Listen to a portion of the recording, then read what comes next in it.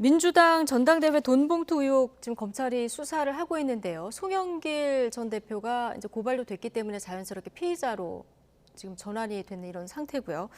출국 금지 조치가 내려졌는데, 자 어쨌든 송영길 전 대표 내가 선제 출두해서 조사를 받겠다 이런 얘기도 했는데 검찰은 부르면 나와라 이런 입장이에요. 자 부르지 않았는데 내가 나가서 조사받고 싶다 이럴 때 조사받는 경우도 있습니까? 거의 없죠. 이전에 한번 그 안희정 지사인가요? 어느 분 한 분이 그렇게 나가신 적이 있어요. 예. 그런데 그거는 이제 피해자가 있고 피해자 진술이 끝난 상태이기 때문에 그 상태는 검찰이 아마 수사를 할 수 있을 것 같았어요. 근데 이 사건 같은 경우에는 송영길 전 대표의 경우에 과연 수사할 상황이 되느냐는 검찰의 준비상을 보고 해야 되는 거거든요. 질문지를 작성해야 되는데 그 질문지를 작성하기 위해서는 질문지를 작성할 수 있는 자료를 확보해야 돼요. 이게 진술이든 아니면 물적 증거든. 근데 그것이 중간에 있는 분들을 조사하지 않은 상황에서는 질문지가 나올 수 없는 것이거든요. 따라서 검찰의 그런 수사 상황의 미비점을 송영길 대표가 아시는 거고, 뭐 그걸 떠나서 일단 정치적인 메시지, 하시니까. 그렇죠. 예. 그러니까 그거는 뭐 그렇게까지 생각하지 않지만 정치적인 메시지를 하는 거죠. 난 준비가 다 됐다, 떳떳하다 이런 메시지를 당원들께 드리는 것 같은데 저것은 사실은 이제 정치적인 메시지에 불과하고 수사 절차는 검찰이 결정하는 거기 때문에 좀 기다려 보셔야 될 것 같습니다. 예. 자, 비명계 의원들 중심으로는 좀 단호하고 굉장히 과감하게 대처를 해야 된다 이런 주문이 계속 나오고 있는데 이재명 대표 이제 기자들 질문을 받으면 대답을 이렇게 피하시다가 어제부터 국민의힘은 이렇게 좀 되묻기 시작하셨습니다. 어제는 김연아 의원 얘기를 하셨고 오늘은 박순자 의원 얘기를 또 꺼내셨는데 이재명 대표의 대처는 어떻게 보십니까?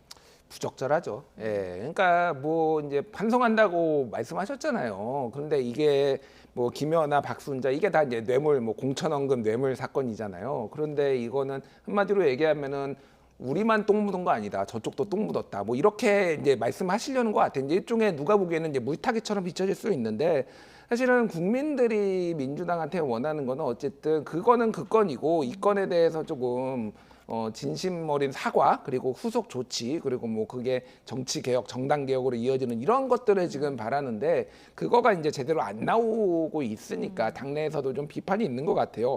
다만 이 부분에 있어서 요 발언이나 뭐 김연아는 뭐 박순자는 이거는 사실 대변인이 예를 들면 할 정도 수준인데 다만 요거에 대한 이제 당내에 조금 곤란한 기류 뭐 이런 것들을 좀 설명을 드리면은.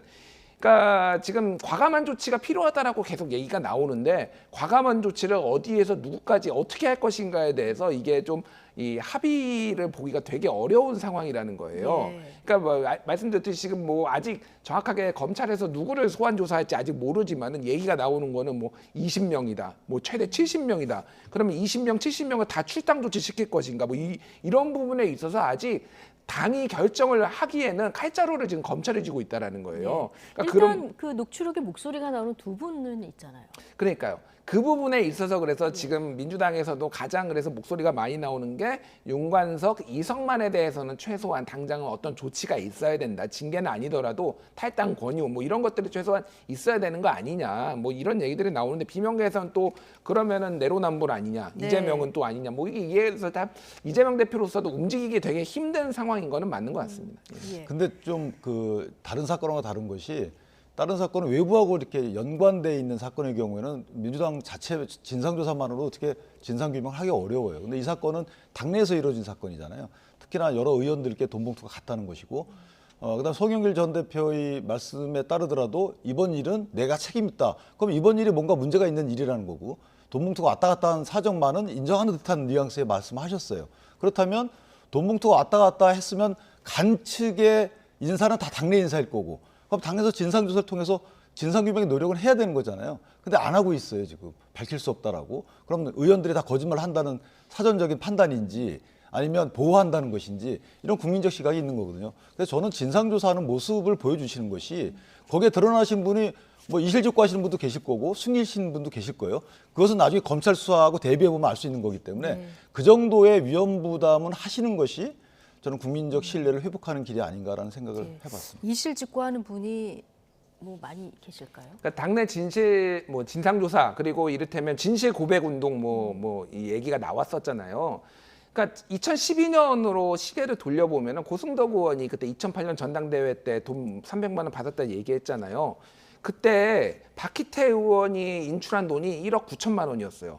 그래서 300만 원은 이제 고승덕한테 갔다 확인이 되고 1억 8,700만 원은 어디다 썼는지 확인이 안 됐습니다. 지금까지 현금으로. 확인이 안 됐죠. 지금까지 확인이 안 됐어요. 뭐 어디다 썼겠죠. 상당수가 의원들한테 갔겠죠. 아무도 얘기를 안 했습니다. 당시에는. 그러니까 뭐 이게 저쪽이 얘기 안 했을까 이쪽이 얘기한다 이런 류의 것들이 아니라 이거는 법적으로 밝혀질지 안 밝혀질지 내가 고백을 하면은 바로 의원직 상실용이 될 수도 있는데 누가 이거 고백을 하겠습니까? 그러니까 자체 진상조사도 어렵고 사실은 그러니까 이게 딜레마인 거예요. 그러니까 네. 어설프게 했는데 갑자기 검찰 소환 조사해가지고 막 뭐 증언이라도 튀어나온다. 그러니까 이게 사실 못 믿죠. 의원들 어떻게 믿습니까? 돈이 받았다고 누가 믿습니까? 그러니까 이거는 그냥 정당의 문제가 아니라 특정 정당의 문제가 아니라 그러니까 국회의원들이 아무리 돈을 받았든 안 받았든 말을 하지 않을 가능성이 매우 높기 때문에 진상조사의 어떤 실효성의 문제인 거죠. 그러니까 이게 예. 이제 그런 딜레마가 있는 겁니다. 근데 그것보다는 저는 그 지금 말씀하신 데 포인트가 있다고 보는 게 이전에 2012년도에는 고승덕 받은 사람이 나 받았다라고 문제 제기를 했어요.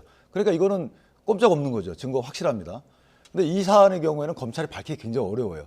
돈의 중간 유통 경로는 어느 정도 나오는데 중간에 살짝 만약에 말만 바뀐다 그러면 어느 곳으로 돈이 갔는지는 확인하기가 어려워요. 그러니까 거기에 녹취록에 명단이 나왔다 하더라도 그러니까 받은 사람이 나 안 받았어라고 하고 진실 공방이 있게 되면 검찰은 검찰에서는 의외로 굉장히 굉장히 어렵습니다. 어려울 수 있다. 그 점을 아마 송영길 전 대표는 알고 계신 거고요. 민주당에서 분명히 여러 가지 회의를 통해서 알고 계실 거예요.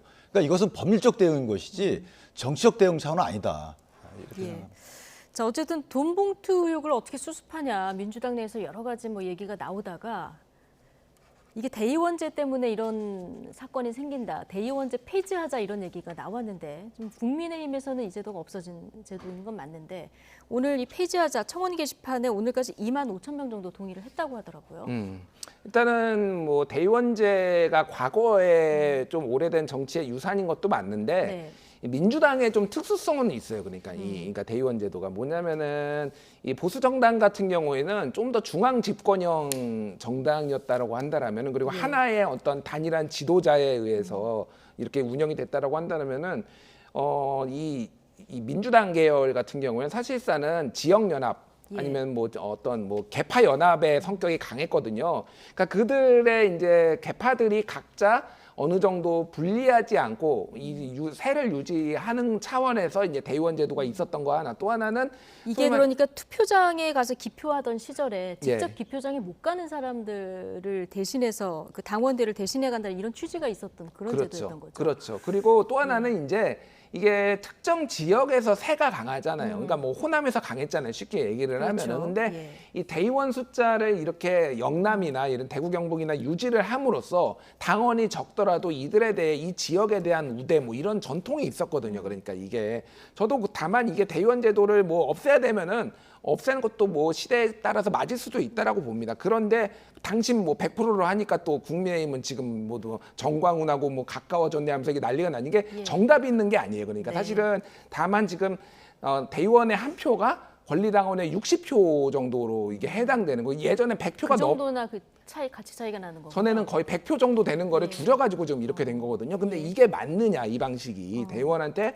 좀 더 뭐 어떤 표의 어떤 대표성을 주더라도 그 비율은 좀 축소하는 방향으로 가야 되지 않느냐 이런 것들이 또 민주당 내에서 좀 나오는 얘기인 것 같아요. 네, 이 대의원제를 폐지하냐 마냐를 가지고 좀 친명 비명 간의 목소리가 갈리기 때문에 좀 개파 간의 갈등의 도화선이 되는 거 아니냐 이런 우려도 나옵니다. 어떻게 근데 두 보십니까? 가지인데 첫 번째는 동봉투 사건에 사실은 이 주범처럼 대의원제도를 얘기하는 건 바람직하지 않은 것 같고 어떤 제도가 있든지 간에 돈을 살포한 사람이 잘못한 거죠. 그것은 잘못된 거고 대의원제도는 사실 시대적 사명을 다 했다고 저도 보여져요. 이것이 당무를 대의원들이 한다 그러면 이해가 됩니다. 그러니까 여러 사람을 대신해가 대의제도 비슷한 거죠. 대의제도식으로 당무를 갖다가 위임받아서 처리하는 건 괜찮은데 누굴 선출하는 데 있어서 특히 당대표는 전 당원이 선출하는 시기잖아요. 그런데 선출하는 데 있어서 대의원이 60표 이상의 권리당의 60배 이상의 어떤 표의 가치를 갖는다. 이것은 잘못된 것이고요. 거기서 민주주의 왜곡이 나올 수도 있거든요. 그래서 이것은 수명을 다했다라고 보는 것이고 다만 비명 대 친명 간의 이 제도에 따라서 유불리가 갈리기 때문에 그 부분은 조금 당내 세력 편도 재편에 영향을 줄 가능성이 없지 않아 있다. 저는 그렇게 생각합니다. 네.